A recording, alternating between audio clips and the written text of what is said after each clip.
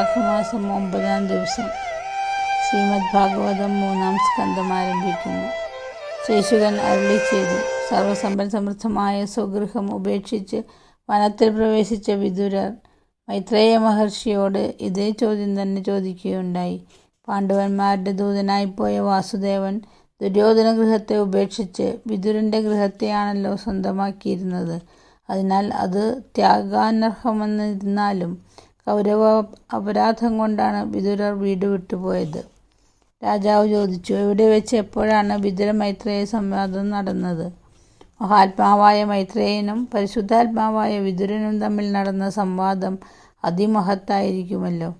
ചോദ്യം കേട്ട് സന്തുഷ്ടനായ ശ്രീശുകൻ പറഞ്ഞു, അന്ധനായ ധൃതരാഷ്ട്രർ ദുഷ്ടന്മാരായ മക്കളെ അധർമ്മം കൊണ്ട് പോറ്റുകയും അനുജനായ പാണ്ഡുവിൻ്റെ പുത്രന്മാരെ അരക്കില്ലത്തിൽ അടച്ച് കൊള്ളിവെക്കുകയും ചെയ്തപ്പോൾ കരഞ്ഞൊലിപ്പിച്ചും കൊണ്ട് കുരുസഭയിൽ നിന്നിരുന്ന പാണ്ഡവ പട്ടമഹിഷിയുടെ കേശഭാരത്തെ പിടിച്ചു വലിച്ച് നീചനായ ദുശാസനെ വിലക്കാതെ നോക്കിക്കൊണ്ടിരുന്നപ്പോൾ കള്ളച്ചൂതിൽ ചതിക്കപ്പെട്ട് സത്യബദ്ധനായി കാട്ടിൽ പോയി തിരിച്ചു വന്ന അജാതശത്രുവിന് മുൻനിശ്ചയപ്രകാരം അവകാശപ്പെട്ട രാജ്യം തിരികെ കൊടുക്കാതിരുന്നപ്പോൾ പാണ്ഡവന്മാരുടെ ദൂതനായി വന്ന ജഗന്നാഥൻ കുരുസഭയിൽ അരുളി ചെയ്ത സുധാസദർശങ്ങളായ വാണികൾ പുണ്യമൊടുങ്ങിയ അർജൻ വിലമതിക്കാതിരുന്നപ്പോൾ മന്ത്രാലോചനയ്ക്കായി ജ്യേഷ്ഠൻ വിളിച്ചതനുസരിച്ച് മന്ത്രദ്രഷ്ടാക്കളിൽ ശ്രേഷ്ഠനായ വിദുരർ ചെന്ന് വിദുരവാക്യമെന്ന് പുകൾപെറ്റ ഹിതോപദേശങ്ങൾ നൽകിയപ്പോൾ അങ്ങയുടെ അസഹ്യമായ അപരാധങ്ങളെയെല്ലാം പുറത്ത് വാഴുന്ന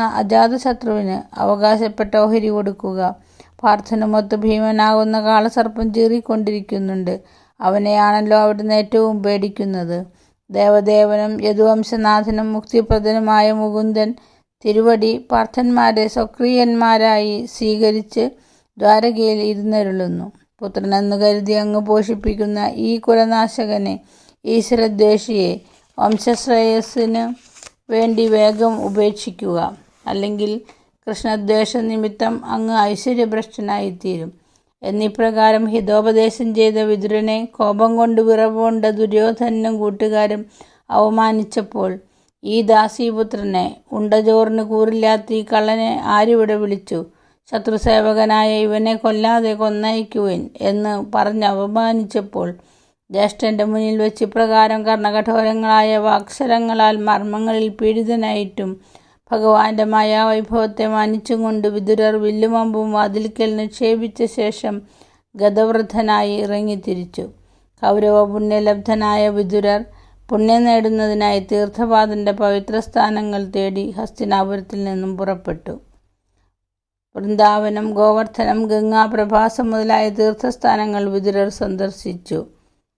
ഹരിപ്രീതികരങ്ങളായ വ്രതങ്ങൾ ആചരിച്ചും അദ്ദേഹം ചുറ്റി സഞ്ചരിച്ചു. ഇങ്ങനെ തീർത്ഥങ്ങളാടി പ്രഭാസത്തിലെത്തിയപ്പോൾ ധർമ്മപുത്രൻ അച്യുത സഹായത്തോടെ ശത്രുക്കളെയെല്ലാം വെന്ന് സമ്രാട്ടായി വാഴുന്ന കാലമായിരുന്നു. അവിടെ വെച്ച് കൗരവനാശത്തെപ്പറ്റി കേട്ടു. അത് കേട്ട് വ്യസനം പൂണ്ട വിദുരൻ സരസ്വതീ തീരത്തേക്ക് തിരിച്ചു.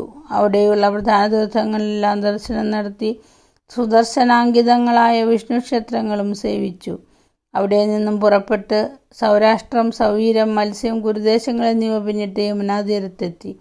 അവിടെ ഭാഗവതോത്തമനായ ഉദ്ധവനെ കണ്ടെത്തി. വാസുദേവ സേവകനും പ്രശാന്തനും ബൃഹസ്പതി ശിഷ്യനും പ്രഖ്യാതനുമായ ഉദ്ധവനെ വിദുരർ കണ്ടയുടനെ സ്നേഹപുരസരം ഗാഠമായ ആലിംഗനം ചെയ്തിട്ട് എന്നിട്ട് ഭഗവത് പ്രിയന്മാരായ സുജനങ്ങളുടെ കുശലം അന്വേഷിച്ചു. ബ്രഹ്മപ്രാർത്ഥനയനുസരിച്ച് അവതാരം സ്വീകരിച്ച പുരാണ പുരുഷന്മാർ രാമനും കൃഷ്ണനും ഭൂഭാരമെല്ലാം തീർത്ത് ശൂരഗൃഹത്തിൽ സസുഖം വാണരുളുന്നില്ലേ? ഞങ്ങളുടെ പരമസുഹൃത്തായ വാസുദേവൻ സുഖമായിരിക്കുന്നുവല്ലോ. ദേവകീ പ്രമുഖകളായ സോദരിമാരും വാസുദേവരക്ഷണത്തിൽ സുഖമായി കഴിയുന്നുണ്ടല്ലോ. സേനാപതിയായ പ്രദ്യുമ്നൻ്റെ വർത്തമാനമെന്ത്? ഉഗ്രസേന മഹാരാജാവിന് കുശലം തന്നെയല്ലേ? മഹാരഥനായ സാമ്പൻ സുഖമായിരിക്കുന്നുവല്ലോ. അർജുന ശിഷ്യനായ സാത്വികയ്ക്ക് ക്ഷേമം തന്നെയല്ലേ? ഭഗവത് പ്രപന്നനായ അക്രൂരന് സസുഖം വർദ്ധിക്കുന്നില്ലേ? ദേവകീദേവിക്ക് ക്ഷേമമാണല്ലോ. അനിരുദ്ധൻ സുഖമായി കഴിയുന്നല്ലോ. കൃഷ്ണാനുചരന്മാരായ ഇതരയാദവന്മാർക്കും കുശലം തന്നെയെന്ന് കരുതുന്നു. ധർമ്മപുത്രർ അച്യുതാർജുനന്മാരോടൊത്ത് ധർമ്മം വഴിപോലെ കാത്തുപോരുന്നില്ലേ? പോർക്കളം കുലുക്കുന്ന ഭീമൻ പാമ്പിനെപ്പോലെ ചീറിക്കൊണ്ട് ഊക്കേറിയ ഗദ ശത്രുക്കളിൽ പ്രയോഗിച്ച് കൃതകൃത്യനായിരിക്കുന്നുവോ? പോരിൽ മായാഗിരാതനെ പ്രീതനാക്കിയ മഹാരഥൻ ഗാണ്ഡീവധാരി ശത്രുക്കളെയെല്ലാം വെന്ന് യശസ്വിയായി വാഴുന്നുവോ? നകുല സഹദേവന്മാർ അവർക്ക് അവകാശപ്പെട്ട രാജ്യം പോരിൽ തിരിച്ചു വാങ്ങി ആനന്ദമായി കഴിയുന്നില്ലേ? വില്ലാളിവീരനായ പാണ്ഡു മരിച്ചിട്ടും മക്കൾക്കു വേണ്ടി മാത്രം പ്രാണധാരണം ചെയ്തു പോരുന്ന കുന്തിയുടെ കഥ ആശ്ചര്യം തന്നെ. മക്കളുടെ ചൊല്ല് കേട്ട് പാണ്ഡുപുത്രന്മാരെ ദ്രോഹിച്ചു പോന്നവനും ഹിതമുപദേശിച്ച എന്നെ നാടുകടത്തിയവനും ദുർഗതി പ്രാപിച്ചു കൊണ്ടിരിക്കുന്നവനുമായ ആ അന്ധരാജാവിനെ കുറിച്ച് ഞാൻ കേഴുന്നു. മായാമനുഷ്യന്റെ മഹിമകളും കണ്ടുകൊണ്ട് നിരഹങ്കാരനായ ഞാൻ സഞ്ചരിക്കുന്നു.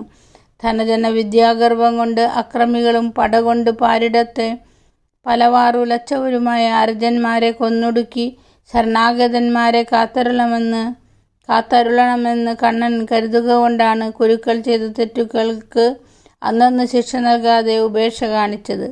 അതെന്റെ ജന്മം അക്രമികളെ അടക്കുന്നതിനാണ്. കർത്തവ്യമില്ലാത്തവന്റെ കർമ്മം മനുഷ്യന് മാർഗദർശനത്തിനാകുന്നു.